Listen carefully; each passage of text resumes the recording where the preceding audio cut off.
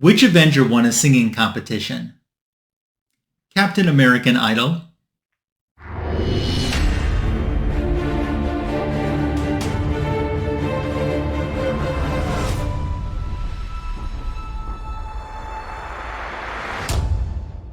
Thanks for stopping by for Comic Book Editions Volume 178. I hope you're doing fantastic. Last week I did a Comic Book Editions 176 live video with Comics4thomas, my good friend. He just celebrated his birthday this past weekend, so happy belated birthday, Thomas.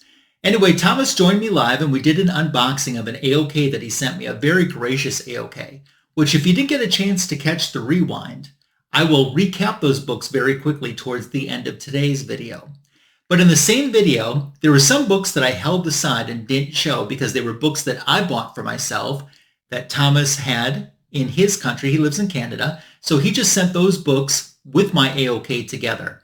In today's video, as I promised last week, I'm going to unbox those books and share those with you. So I'm glad that you're here for it because we got some fun stuff. Why don't we get started? Getting us started, Fantastic Four issue number 250. This is a 1982 comic book. I'm definitely in a big FF kick lately. You've seen some bronze Fantastic Four on my channel recently, and I think you're going to see some more coming up this year as well. This is a 1982 book. John Byrne, he did everything on this. He wrote it, he drew it, and pretty much everything but the staples. This issue also includes a pinup, which happens to be the cover image that I used for today's video. If you're wondering where that came from, that was from this anniversary issue. So we go back to Comic Book Editions Volume 164, where I went to a Comic Verse Collectibles comic show, and I picked up FF number 249. It was a really good story, and then it left on this cliffhanger, and I'm like, oh, I want to find out what happens. And I know I could have read it digitally, but instead I thought, no, I just want to wait till I can get the book. So now I finally have the book to be able to enjoy. This issue also has a one-panel tribute to Amazing Fantasy issue 15, with Spider-Man swinging down in that classic pose, only this time instead of just some rando guy that he's saving or swinging down with, it's Mr. Fantastic that's draped around him too. Of course, you see we have guest stars in this issue too. We got Spider-Man, Captain America, and we have the X-Men. Or do we have the X-Men? Because in reality, the X-Men at this time were off-Earth. This was during the Brood storyline. So I think true X-Men fans know that this really isn't the X-Men. It ends up, spoiler, being Skrulls in disguise. This issue also has a reference to Spider-Man talking about licensing out his image to the Electric Company. If you remember, the Electric Company was a Sesame Street type TV show. I remember that. I really remember enjoying the Spider-Man features. They were very brief features, like Spider-Man battles the Spoiler, which was a man that would like put a rubber glove inside a sandwich to spoil someone's lunch. And Spider-Man never talked. He was all word balloons. And they call those Spidey Super Stories, which the comic book itself spun off of those Electric Company appearances. But it's good to have an FF 250 in the collection now. Larger sized issue, anniversary issue. Oh, and speaking of the Comic Verse show, I went to another Comic Verse Collectibles comic show the last weekend of January. So I'm going to share those pickups from that event next week on my Comic Book of Editions Volume 179 video. So make sure you're sticking around for that. We're keeping it Marvel in the beginning of today's video. I need me some more Avengers. It feels like it's been a while since I picked up some Avengers comic books. This is Avengers number 147. This is from 1976. I guess I had forgotten or didn't realize just by looking, but this is actually Jack Kirby who did the cover artwork. I know that George Perez was the interior penciler for the Avengers at this time, and I guess I must have just mistaken him for the cover penciler as well, although usually I don't get Kirby and Perez mixed up. There's several Avenger comic books that prominently feature Scarlet Witch on the cover, and I would consider this one of those. I really seem to be drawn to those ones that do feature Scarlet Witch. This is called Crisis on Other Earth, which of course is a parody of DC Comics always had a crisis. You know, like when the JLA and JSA would team up, it was always a crisis event. No surprise as well, since it's kind of an homage, a tip of the hat, a nod to DC Comics, that the Squadron Supreme are in this issue as well, because they are the Marvel equivalents of the Justice League of America. And also right around this time was the same time too that Hellcat was first introduced, Patsy Walker, when she gained the cat's costume and took that persona. Hellcat's still hanging around with the Avengers around this time and in this issue as well. I need to get more from this era. And I just need to get more Avengers just in general into my collection, I think. And look, I just did. Avengers 153. We're sticking with 1976 for this. Of course, we have Whizzer on the cover. This was around the time, I believe, that it was believed that Whizzer was the father of Quicksilver and Scarlet Witch. Of course, they would change that and reveal that not to be a truth, and Magneto being the father. Speaking of Scarlet Witch, she is shown flying in this issue. And later on, because she'd never been shown flying before, later on they were trying to explain this and said, oh, she was testing out an experimental flying belt in this issue. John Buscema does the interior art inside here. I think this is another Jack Kirby cover, if I'm not mistaken, with the events of this issue concluding in the Avengers Annual at the time, which was Annual number 6. One more Avengers to show for you in this video, at least. Let's jump up to issue 169. We have a Dave Cockrum cover. Sal Buscema doing the interior. This is kind of a fill-in issue because they had a different storyline going on, kind of like a longer Avengers storyline going on at this time. And this one kind of breaks away from that longer storyline just as kind of a one-off. And this is 1977 that this book came out. I am getting very close to being able to have a huge 100 issue plus stretch of Avengers comic books. I'm like 2 or 3 issues away that I just need to fill the ones in, like 2 or 3 more issues to have a 100 plus issue consecutive stretch in my Avengers collection. So I really want to work on that and make that a priority this year too, to get that accomplished. And I want to switch over to the DC side now, and I think it's only fair, since we're talking Avengers, that we talk the equivalent, who we just mentioned, Justice League. You know that I'm looking to get Justice League comic books into my collection. This is JLA number 16 from 1962. Murphy Anderson did this cover. Of course, Gardner Fox, the writer, Mike Sekowsky, the interior artist. So Maestro is the villain inside of the story, and first and I think single appearance. And Maestro has the power that when he shows up and starts playing his music, everyone in the vicinity can't stop dancing. Yeah, we're talking wonky Silver Age once again. Crazy.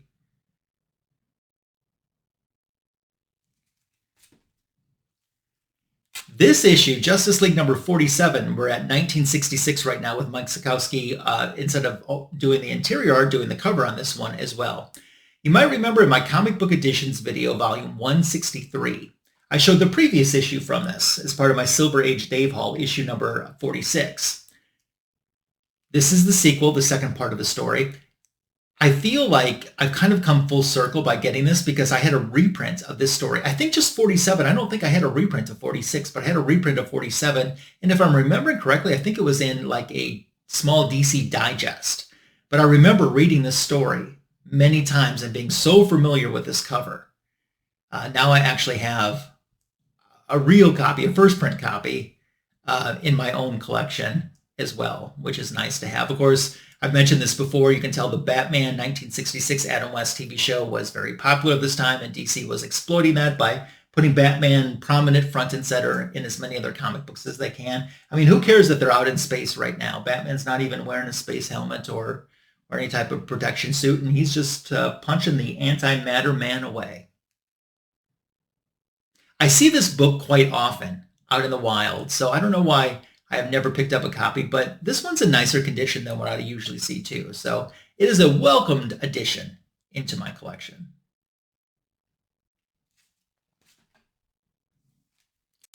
So you probably know or might remember that I ended last year needing 36 more issues of Justice League. So my goal for this year is to get 12 of those. So if I get one a month for the next 3 years, I'll have the entire Justice League Volume 1 taken care of. And this is kind of going the way I thought. You know, I never thought I would get just one each month, you know, that they'd probably come in clumps. I'd get 2 or 3 or 4 at a time and then not get any for a few months. And that's kind of has turned out to be the way it is. JLA 76 was published in 1969. This is one of their larger giant stories. And it's a reprint, as they occasionally would do around this time. But it reprints Justice League of America issue number 7, and it reprints issue number 12. I just obtained a first copy of number 12, which I showed recently in my Comic Book Editions Volume 174 video. That's the one with the first appearance of Dr. Light. Now, considering that Dr. Light kind of turned out to be a bigger foe, I'm surprised that they don't try to promote that a little bit more on the cover. I have all of the JLA issues, I believe, now in the 70s, from 70 through 79, now that I picked up this one. This one was always a little bit elusive for me, too, and every time I would have the opportunity to get it or see it online, it just seemed to be in a little bit lower grade than I wanted, but I'm happy with this. I don't expect especially my Silver Age Justice Leagues, to be in this top-notch grade or condition or anything, but this was definitely acceptable for the price that I paid. This also includes a Justice Society of America pinup and a 7 Soldiers of Victory pinup are included inside of this issue as well.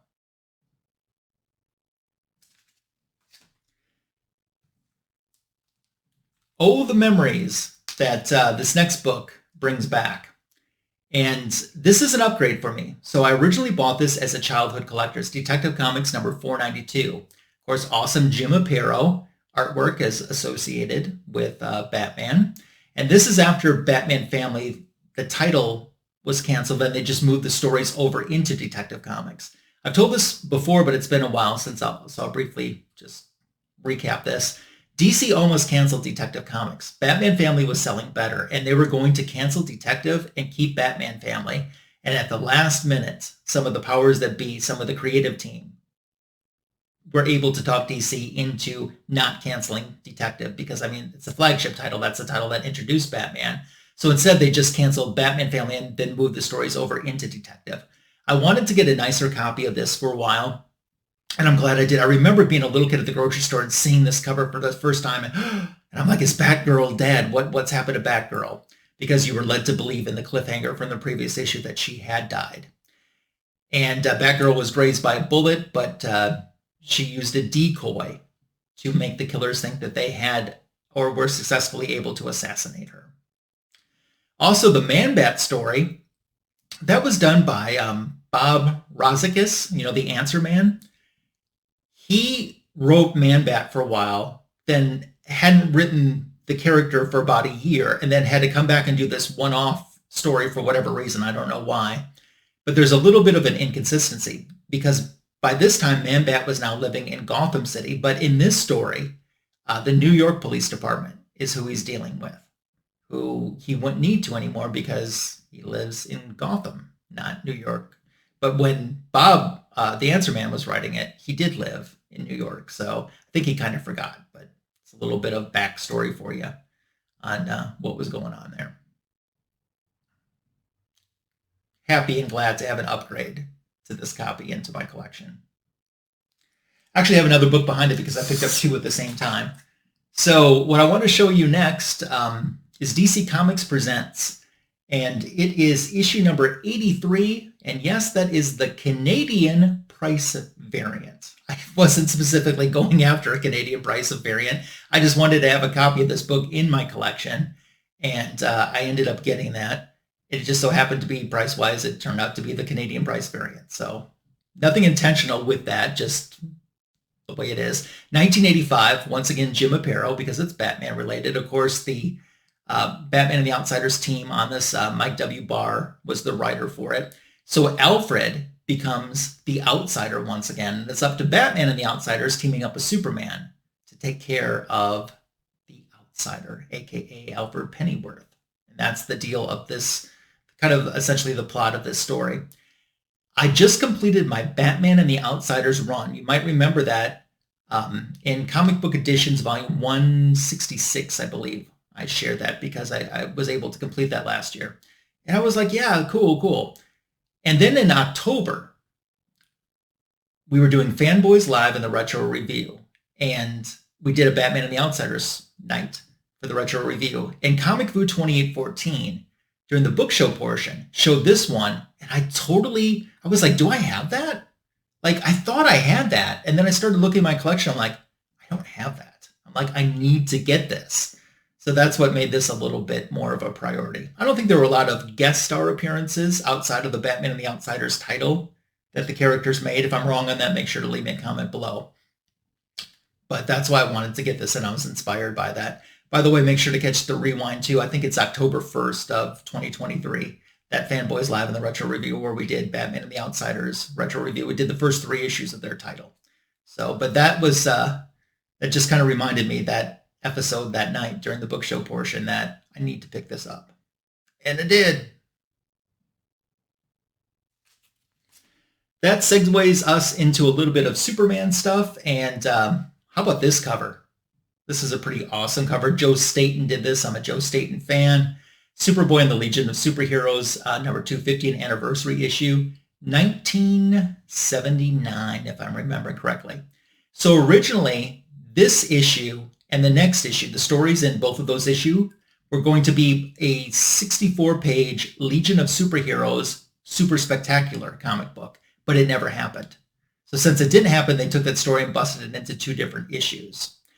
Also, there's a little bit, because like I said, it wasn't intended to be in this issue. Wildfire is the leader of the Legion at this time, when instead I think Lightning Lass, in reality, a couple issues before, became leader. But in this story, Wildfire is back to being the leader in the Legion. So there's a little bit of an inconsistency there. This image as well was used on kind of like a little mini poster back in the day too. I don't know which came first, the image for the poster or the image for the comic. I had to guess, I'd probably say it was the comic, and they just realized this is a great image. So why not license that out and make a, kind of a mini poster of that, which they did. Because that's what drew me to it, was this cover. I'm like, yep, I want it strict cover by. Now, I like me some Legion of Superheroes. They're not my number 1 favorites, but I do enjoy them. And strict cover by, though. Usually when you see me buy Superboy and Legion of Superhero comic books, it's cover buys that have grabbed me or hooked me. Although I generally do enjoy the stories. And then how about something a little bit more modern? I know I've been showing all this bronze and a little bit of Copper Age stuff. But one thing that I wanted to get was Superman Son of Kal-El, issue number 2. And this is the first print of it. I had the opportunity to buy this book when it was new. I bought issue 1, and I really enjoyed it. Tom Taylor, the writer. And then I thought, well, I might want to pick up issue 2. And I think a lot of other stuff was out at that time, or I was just trying to cut expenses at the LCS, so I didn't buy it. And a couple more issues had come out, and I'm like, oh no, I need to pick these up.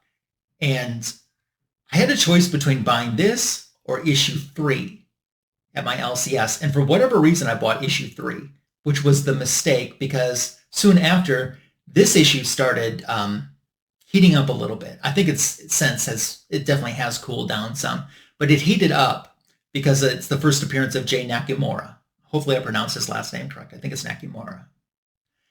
He's the character that becomes Jonathan Kent's boyfriend in his first appearances in the story. And there was some speculation behind that. Like I said, they haven't done a whole lot, I don't think, with the character since, and now this title doesn't even exist anymore. And that's also helped really cool it down. But for a while, this book had heated up some. And I should have bought it when I had that chance to get that first print at cover price. And I didn't. And that was dumb. But I do have it in the collection now. I just enjoy the series overall, even though I don't have all of the issues, and it wouldn't be a hard one to get. I think I have, like, now that I have this, think I have the first 6 issues. So I think there would be like 11 more in an annual I'd need to get to complete everything. But got it now, and that's what counts. And I will say, even though for a more modern, this is one that I just don't see a whole lot out in the wild. Once in a very blue moon, but not a whole lot generally. So that brings to an end of the new books that I haven't shown you. I still have more to show you in today's video, so don't go away. And by the way, if you're new to my channel and haven't subscribed yet, I hope you take this opportunity to do so. Show some support by subscribing. Help me, I'm 75% to my goal of hitting that 1K. So if you think someone else might enjoy my channel, share this video and the content, and maybe they would subscribe. It's a great way to show support. Always leave me a comment, because I love reading your comments, and I want to know which cover is your favorite out of everything I showed today, or which book was your personal favorite, or if you have any of these in your collection. So let's jump back to that live that I did, Comic Book Editions Volume v.176 last week with Comics for Thomas. So we went a little over an hour. I know sometimes that's a long time to watch in a rewind for a live stream, and we didn't even start unboxing the AOK until about half an hour in. So maybe you missed it. And I just wanted to show you these generous books that Thomas sent me. So I kind of broke it up into a couple sections, and I'm not going to go super long. I'm going to go pretty quick on these, as a matter of fact, just so you can see what I ended up getting. The first section, he did the entire miniseries, actually, of DC's Dark Knights of Steel. So I know this is a read that Thomas really enjoyed for himself, and I had read it, and he wanted to share that with me. And I'm so super appreciative of him doing that. There's some really good covers here, and it's definitely an interesting Game of Thrones-esque take in the world of DC Comics. This is a cover that I really like as well.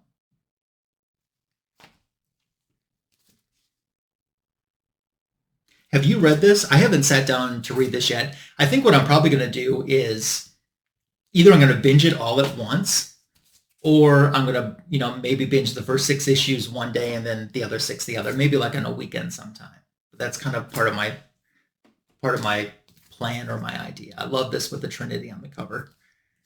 And then wrapping up with issue 12.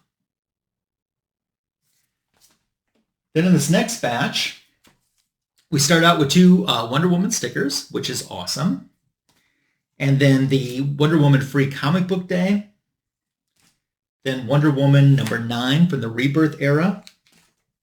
Issue number 13. I just posted this last week for Wonder Woman Wednesday on my Instagram. And then issue number 47. I'm kind of working on some Dark Knight's death metal. And he sent me a few issues as well. These have some pretty cool covers. The issues, I think I have about half of the issues, not counting these that I'm showing you now. But these issues, or this title, I should say, has been a really good read. It's something I've enjoyed. There's definitely many covers to choose from when it comes to these issues. So we got issue 1s, issue 2, and issue 3. Then a few other random things to share with you. We have a Batman Annual 14.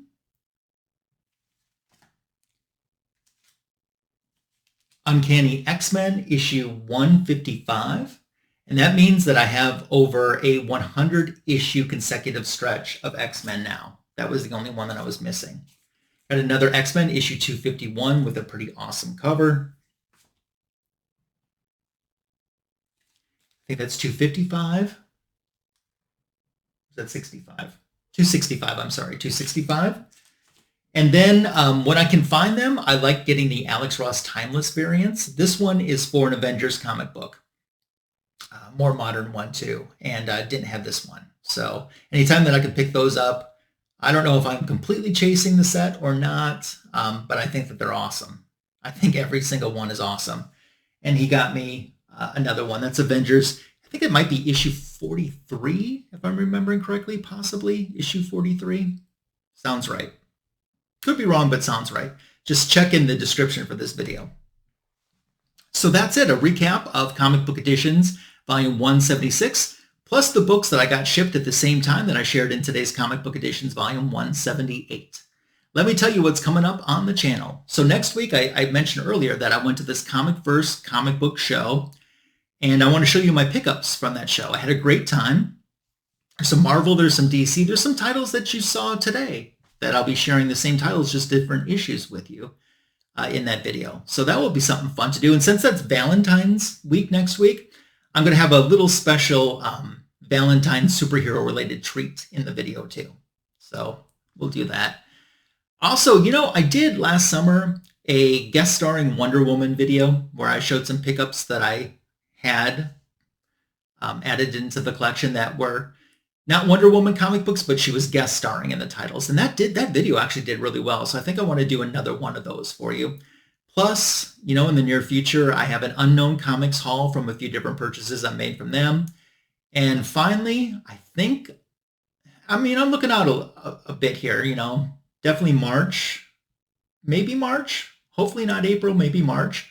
I might have an all Dazzler video for you, which I've always wanted to do on my channel, but that's just kind of an overview of what's coming up on the channel. I always appreciate your support. Definitely let me know too what your favorite cover was out of everything that I showed today. We have the back issue of the week YouTube short already on my channel. Make sure to check that out. And then this upcoming Sunday, Fanboys Live in the Retro Review on my YouTube channel, Sunday nights, 8:15 p.m. Eastern, 7:15 p.m. Central. Looking forward to hanging out with the gang and you. Oh, one more quick PS. Comics for Thomas also sent me this, which is a really cool collectible Superman coin. So I forgot to share that in my recap. And when I was recapping it live with him, I forgot to share that as well because I set it down next to the books. And since it was on the same side of the books, I forgot to show it. But I didn't want to overlook that because I think these superhero coins are pretty cool and I always wanted to have one. So he sent me one of those as well. Okay, now I'm out of here. Thanks again, Thomas. You're the best. You have a great rest of your week and I'll catch you soon.